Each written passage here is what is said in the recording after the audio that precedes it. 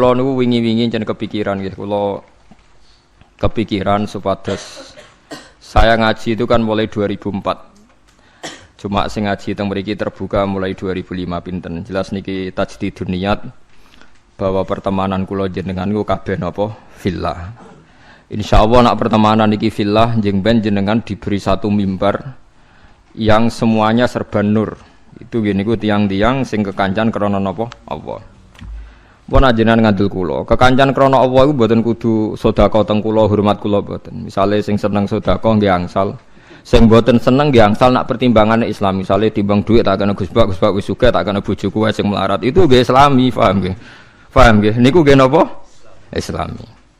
Sementing aja krana medhit. Dhuwit tak kena Gus Bak iman, tak kena bojo iman, tak kena anak iman, tak kena mbah iman. Itu bodoh nanti pun keliru banget.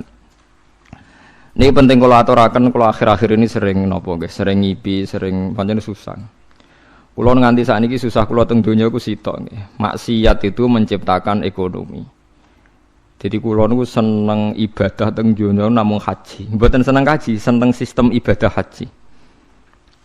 Niki logikanya gini nggih. Misalnya ada doli sebelum ditutup.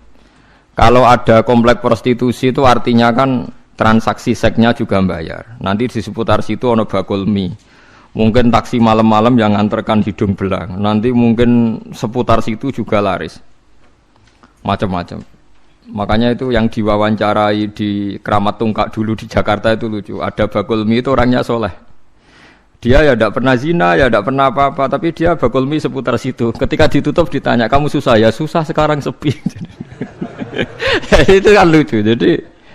Jadi jangan kira Anda yang tidak berzina itu terus tidak memberi kontribusi. Mungkin kita supir taksi atau supir becak. Paham ya?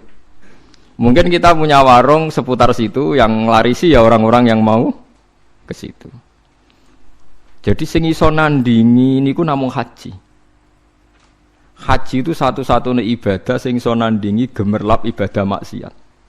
Orang datang ke Las Vegas itu hanya berapa? Yang datang ke Hollywood hanya berapa? Tapi kalau yang datang di haji itu melibatkan ada hotel, ada catering, uangnya triliunan, yang dikorupsi di Indonesia saja apa? Triliun. Artinya satu ibadah yang ibadah tapi nyiptakan apa? Ekonomi. Selama ini ekonomi itu masih kalah dengan maksiat. Ayo penjualan tasbih mbek kondom kathah pundi. Yang bisa nandingi itu hanya apa? Haji. Bahkan saya diceritani teman-teman itu yang hidup, yang sekolah di Italia itu. Vatikan itu paling susah itu mikir haji karena kota suci Roma itu tidak serame apa Ka'bah. Sama padahal agama Kristen itu lebih banyak. Artinya orang Kristen lebih banyak, lebih mapan. Tapi kok tetap rame Ka'bah guys, soalnya Ka'bah kok rame Ka'bah. Itu tidak hanya musim haji. Misa yang suci di Vatikan saja masih rame umroh. Enggak usah ditandingi haji, baru dengan umroh aja ya bisa. Bahkan penerbang-penerbang dari Inggris dari mana-mana itu nggak bisa membayangkan kalau di dunia ini tidak musim haji, karena surplusnya para pebisnis pesawat itu ya pas musim haji. Itu kan banyak tuh yang pesawat dari Perancis ke Inggris terus dilapi Garuda, dipiloti Perancis berangkat, tapi tetap supirnya saking putih Perancis. Lalu sadaqallahul azim ketika Allah dawuh ja'alallahul ka'batal Baitul Haram qiyamal linnas. Allah mboten dawuh qiyaman lil mukminin tapi qiyamal linnas. Jadi Ka'bah itu akan diciptakan Allah sebagai qiyaman linnas, saka gurune manusa. Karena sekarang sistem perdagangan di dunia itu termasuk faktor hidup itu karena musim haji dan apa? Umrah. Itu kita harus syukur. Ada ibadah sing ngasilno apa? Duit. Karena banyak maksiat yang sudah menghasilkan apa?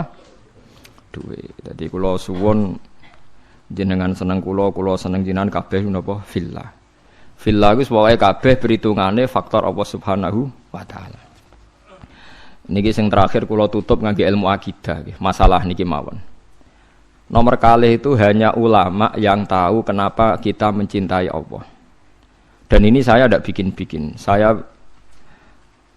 berkali-kali belajar kitab kados Bukhari, Muslim, mulai hadis sahih sampai sing dhaif, sampai setengah maudhu, sampai hadis enggak jelas mbah maudhu apa sahih. Tapi kata Imam Ghazali ngendikan begini dan saya percaya karena ini real nyata. Wa a'dhamu, sampai saya hafal karena makalah ini dikutip Abu Hasan Asyadzili. Semua ulama mengutip makalah ini. Wa a'dhamu ulumil Qur'an fi asma'ihi ta'ala. Jadi saka guru ilmune Quran namung setunggal ketika mensifati Allah. Saja, ada katanya saja. Lainnya itu karena menjelaskan manusia. Misalnya begini, ini contoh gitu, terutama kanca-kanca sing hafal Quran. Misalnya Allah hanya dawuh datar gitu. Wa huwal ladzi yuhyi wa yumit. Wa huwa ta Allah wa alladzi dzat yuhyi kang maringi urip sapa Allah, wa yumitu lan maringi mati sapa Allah. Wa huwal ladzi yuhyi wa yumit. Itu kalau orang-orang alim yang baca itu nangis. Nangisnya begini. Ketika sudah ada manusia begini, ada Mustafa, ono Ruhin, ono manusia-manusia ngeten iki. Terus kita akan bilang, manusia iku iso urip nak nganggo jantung, nganggo paru-paru. Manusia iku iso urip nak uteke gak remek, gak diklindes truk. Nak jantungnya oke, itu benar. Karena sudah kadung jadi begini.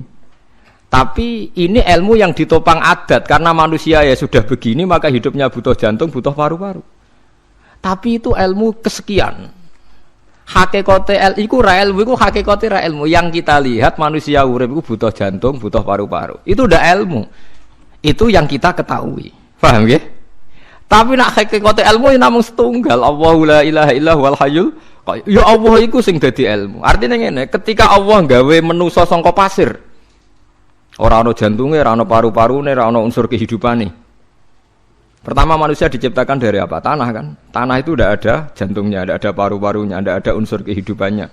Tapi Allah bisa, wa huwal ladzi yuhyi. Karena Allah memang bisa menghidupkan. Nah, pentingnya ilmu ini penting nanti setelah kita mati jadi tanah. Kita tidak pernah janggal bagaimana Allah cara menghidupkan. Karena kita mensifati Allah bisa menghidupkan zaman kita berupa tanah. Maka Allah akan mudah lagi setelah kita jadi tanah, Allah ya akan mampu menghidupkan lagi.